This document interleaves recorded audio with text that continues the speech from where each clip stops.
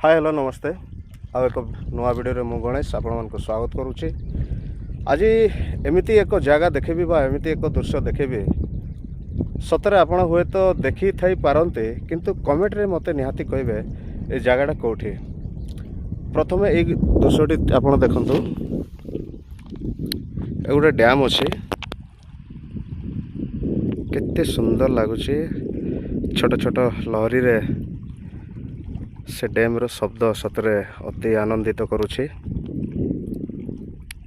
एवं सबुठारु रोमांचक दृश्य होउछि एठी।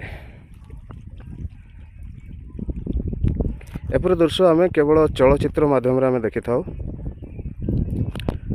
पछपटे डैम थाए ता तळे 12 मासी 8 गाड़ी चाष हो थाए।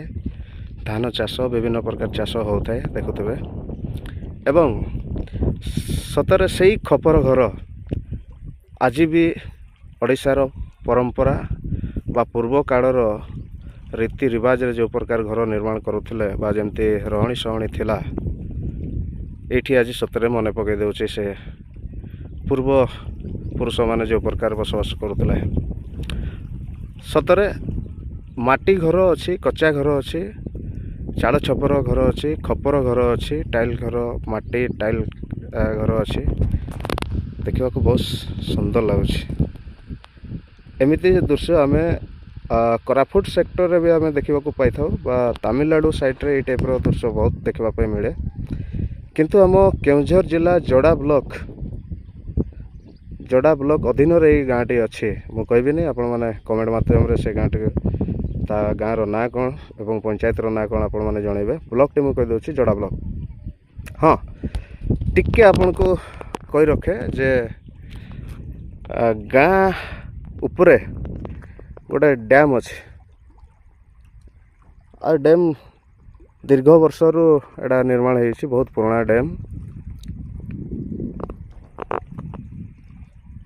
चारिपटे पहाड़ जंगल मझे डैम एवं जंगल दृश्य भी बहुत बढ़िया। वर्तमान एप्रिल मास आरंभ होगा जाऊँगी आ दिन पर पुराना पत्र झड़ी जाइए नुआ पत्र वर्तमान गचरे शाल गचरे आसुची। बहुत सुंदर लगुच देखापी परिवेशटा बहुत भल लगुच रंगीन लगुच। एपटे डैम तले केमती चाष हो देख 12 मासी चाष।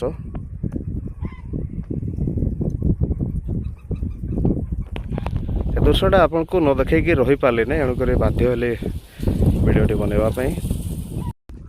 हाँ दृश्यटी आपण मैंने देखिले उपभोग करते निहाती आपण मानक भल लगी गोटे छोटिया नवेदन जगहटी कौ अंचल दृश्य आपण कमेंट माध्यम निहाती जनइबे। आशा करुच्ची आपंकर दिन एवं राति शुभमय हो आपंकर चलापथ कुसुमित हो। या ही जगत जननी माँ नड़िया राणी ठार प्रार्थना। जय माता रानी, जय जगन्नाथ, जय हिंद। हाँ दृश्यटी आपण मैंने देखिले उपभोग करते निहाती आपण मानक भल लगी गोटे छोटिया नवेदन जगहटी कौ अंचल दृश्य आपण कमेंट माध्यम निहाती जनइबे। आशा करुच्ची आपंकर दिन एवं राति शुभमय हो आपंकर चलापथ कुसुमित हो। या ही जगत जननी माँ नड़िया राणी ठार प्रार्थना। जय माता रानी, जय जगन्नाथ, जय हिंद।